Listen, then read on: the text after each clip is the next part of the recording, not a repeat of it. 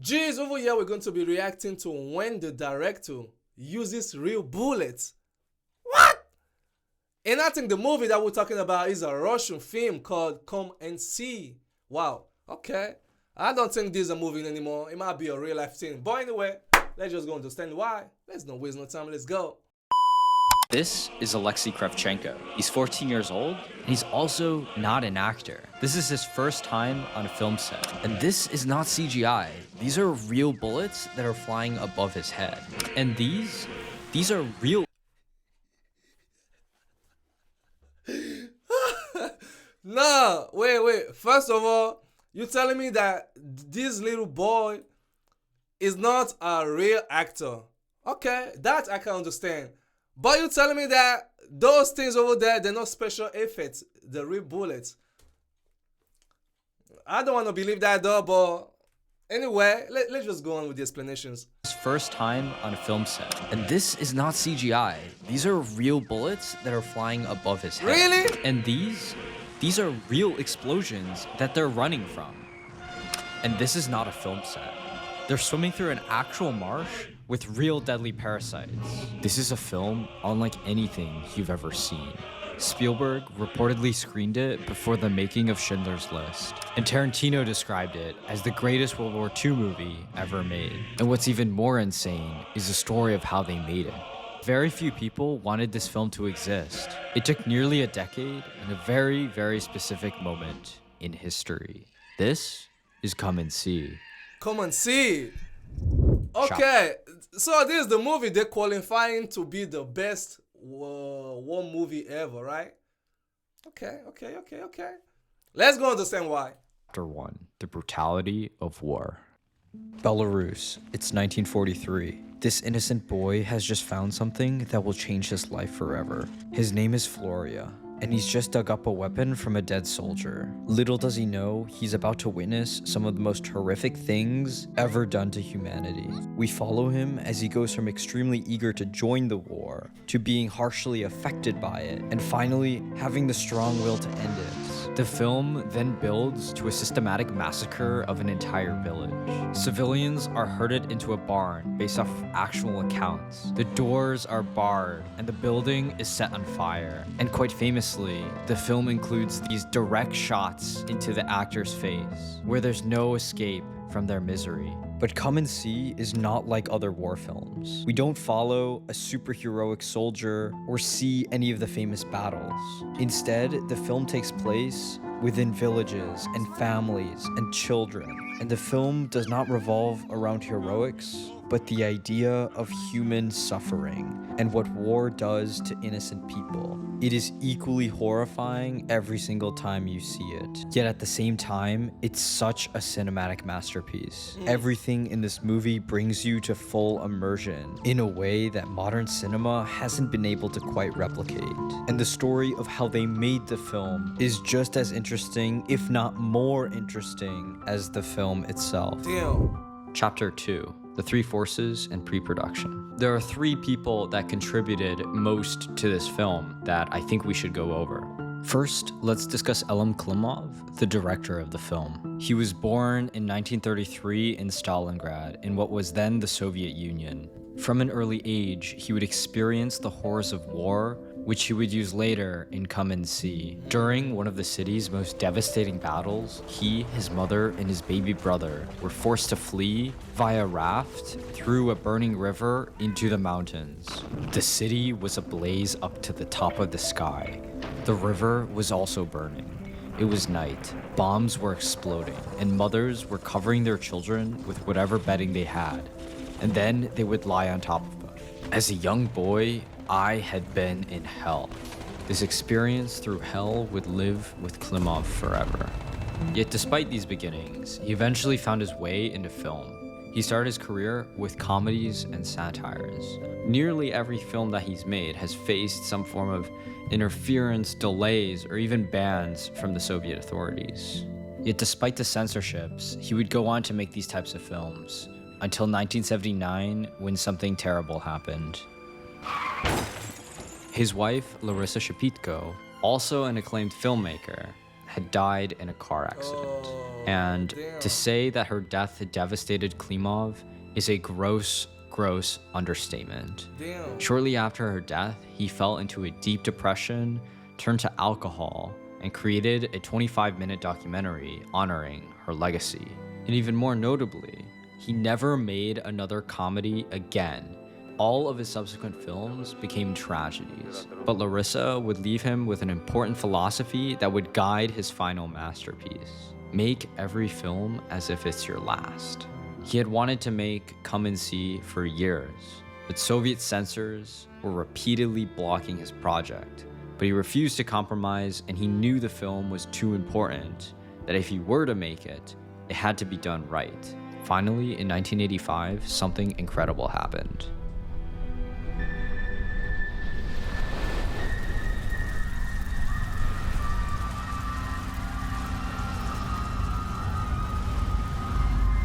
What's this?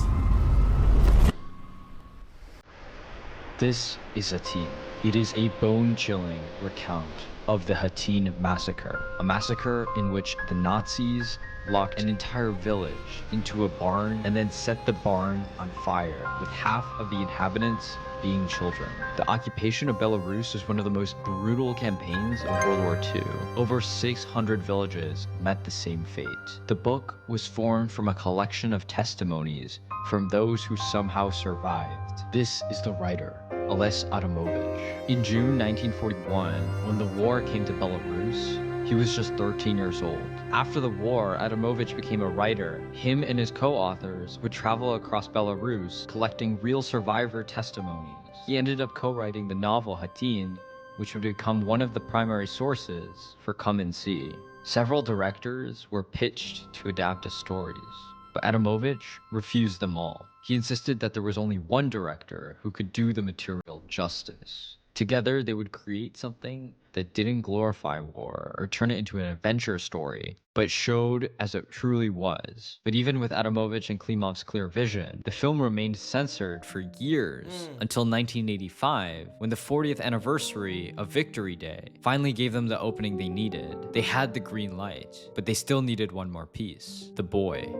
Alexei Kravchenko was not an actor. In fact, he didn't care about the film world at all. He had only showed up to the audition to support his friend, who wanted the lead role. Kravchenko went along for moral support, nothing more. And it turns out he ended up being chosen. To prepare Kravchenko for the role, Klimov put him on a strict hunger diet. For days at a time, the 14-year-old would only drink water and run long distances to lose weight. Klimov was also deeply concerned about the potential psychological toll the film would take on the lead. To protect Kravchenko, Klimov brought in a psychotherapist trained in hypnosis. The plan was to hypnotize Kravchenko during the most violent scenes so they wouldn't traumatize them. But after testing, they discovered that Kravchenko was not susceptible to hypnosis. Kravchenko would later describe the shoot as the happy recollections of my childhood. After the film wrapped, Kravchenko did not act again for another 13 years. Damn. Chapter 3. Making Damn. Hell on Earth. From the very start, Klimov had one guiding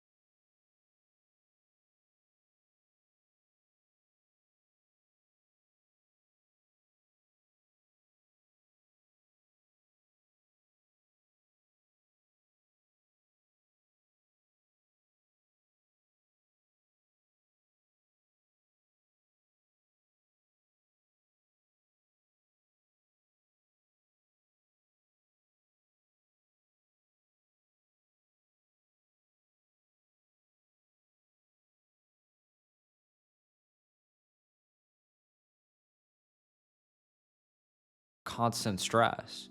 But as the production designer later said, all the hardships helped us. Everyone was under constant strain, and it had a powerful effect on the crew. God himself was helpful to us, for the fog not lifting, for the special effects to work, for the crowd scenes with the locals and army personnel to work in harmony. Chapter 4. Truth. And yet, despite all this gore and destruction that this movie depicts, it's surprisingly beautiful.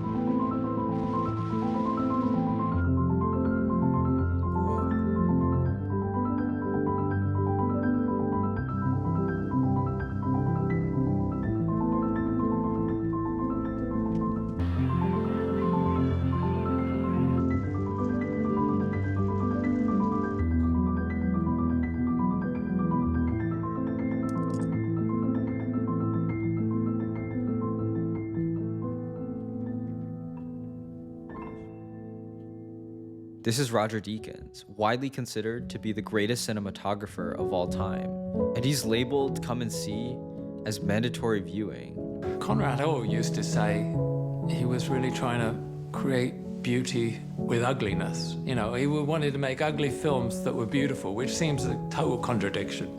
But you know, how do you film something that is so brutal but engage the audience with it?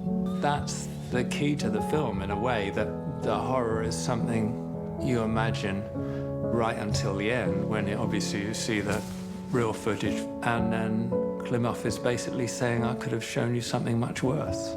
After screening in East Germany, a former soldier who had been stationed in Belarus approached Klimov and said, "Everything you showed is true, but I tried to forget about it and never told anyone. Now, when my children see this film, I don't know what to tell them." And for some reason, even decades later, the film seems more relevant than ever before.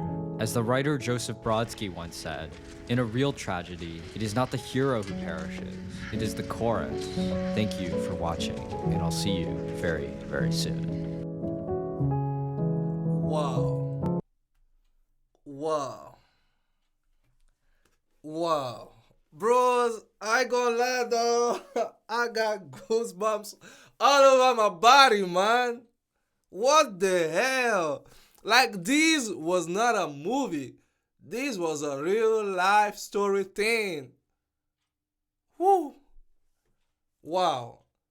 Dropping from the story to the people used, like every fucking thing, man, was damn real.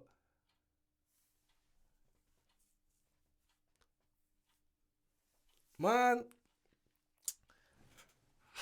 I don't even know how to feel, but I just wanna find the complete movie and just give it a watch.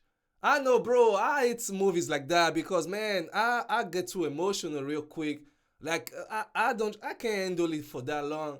But at the same time, I wanna see the movie because, bro, is really calling. Even the little guy, which is old now, bro, he was not even an actor, man. Can you believe that? Wow. The story behind the movie and everything. Wow. How the thing went from the beginning. Even it was not even supposed to be out. But they forced the game to it. Real stuff though. Real stuff. Real stuff. I never saw this coming though. Come and see. Come and see. And even the title is somehow, his breath is calling. Wow. Okay. Anyway. Jeez. I'm stunned over here, I ain't gonna lie. Really crazy thing. Well, thanks to you all for watching, but jeez. Peace out, man. Peace out. Wow. Crazy.